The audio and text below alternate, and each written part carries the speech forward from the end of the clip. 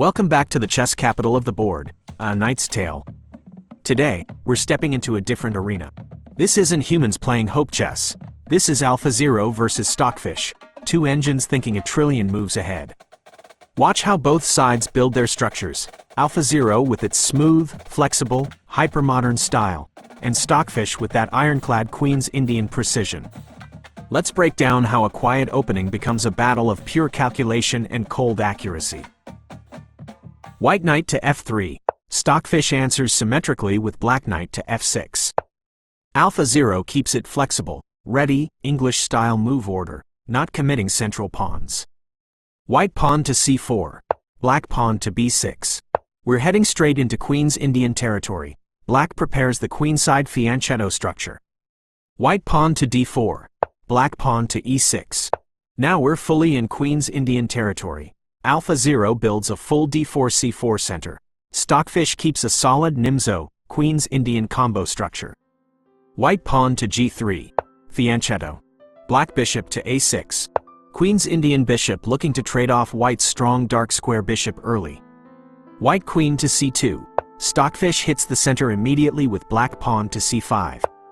AlphaZero's c2 is multi-purpose. It covers e4, preparing a later e4 push, protects c4, and steps off the back rank. White pawn to d5. Black pawn takes d5. White advances, gaining space and kicking the knight from f6 in some lines, but here black just exchanges in the center. White recaptures with pawn to d5. Black develops the bishop to b7. Eyeing d5 and e4 and making that b7-2 diagonal a major battleground.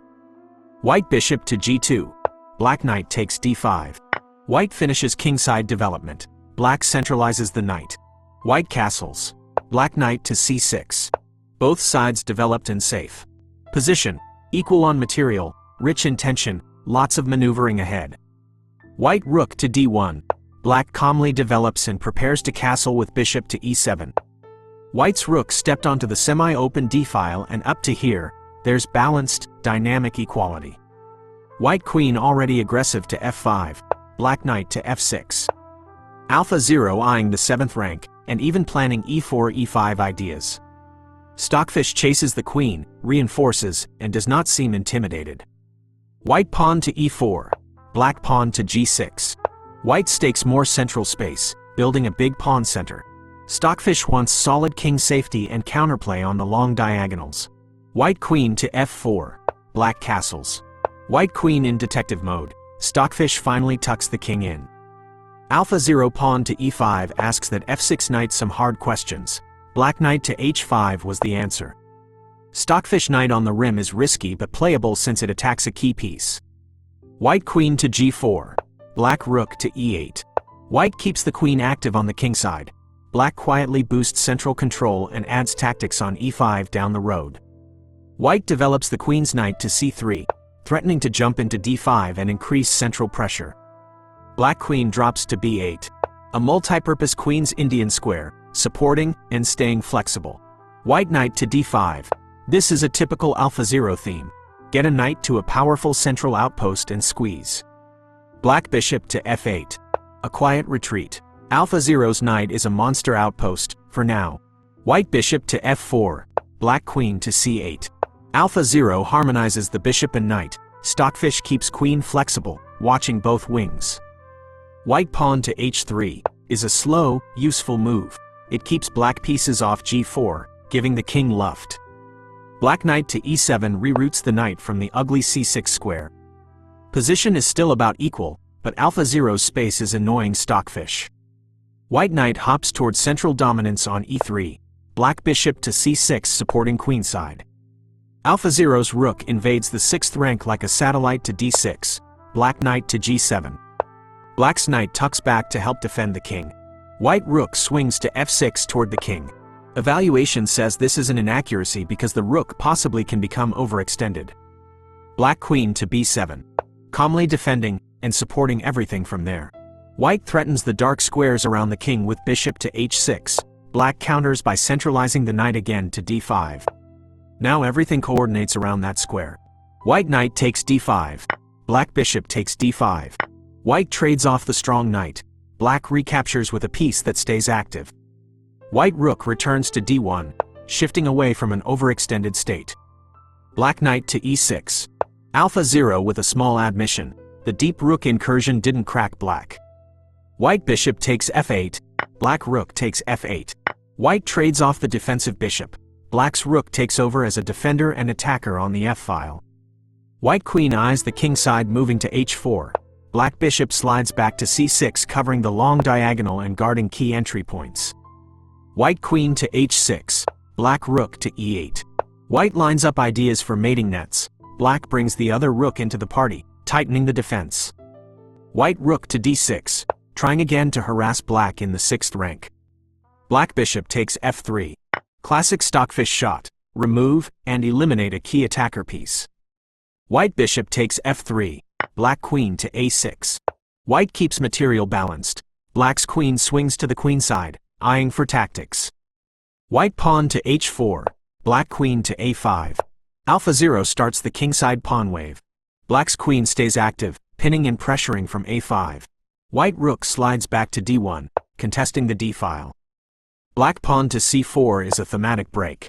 Stockfish advances the c-pawn to undermine White's queenside structure and open lines for the queen and rook.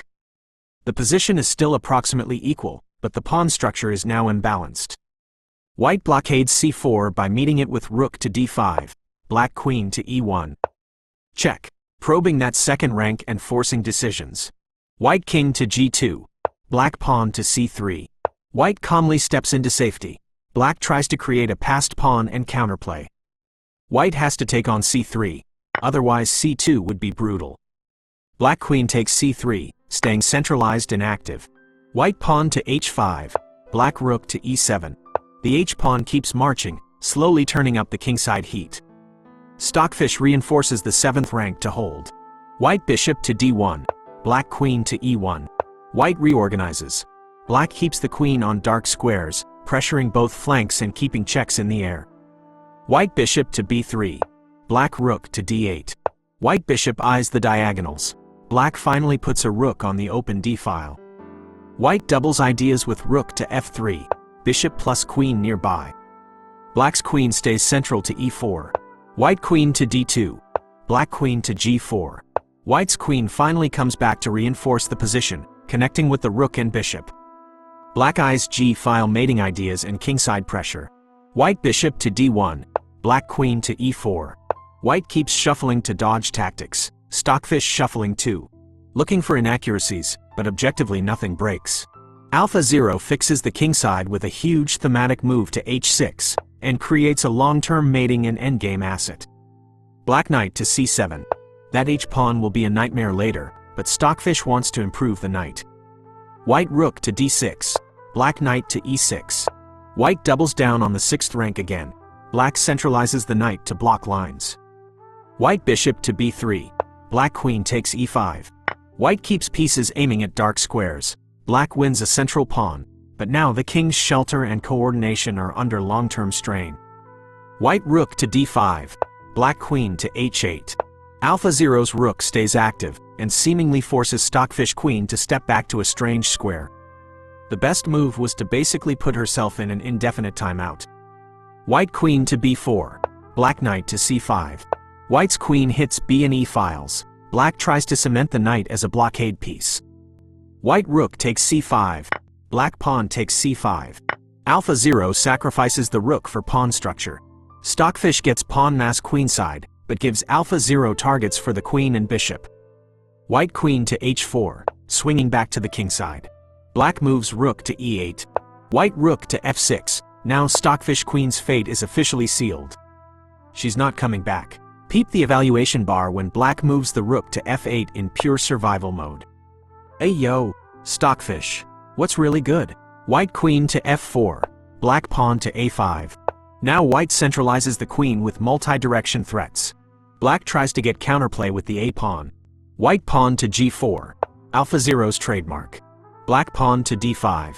This is the losing move. Stockfish opens the center at exactly the wrong time.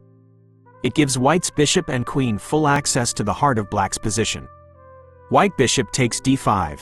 Black rook to d7. White snaps off the central pawn. Huge. Black tries to get rook activity to stay alive. White repositions the bishop to c4. It's a beautiful consolidating move. Black pawn to a4. Stockfish keeps pushing the passed a pawn, hoping for distraction. White pawn to g5. Back up for the rook, who basically has Stockfish queen in protective custody. Black pawn to a3. Black has a somewhat dangerous runner, but AlphaZero set up an immortal zugzwang which typically beats the Nimzowitsch attack. White centralizes queen again to f3, everything pointing at Black's king. Black puts the rook on c7 behind the passed pawn and eyes the c-file. White queen finally deletes the a-pawn. Black queen takes f6, but at the cost of losing race potential. White pawn takes f6, black rook to c8.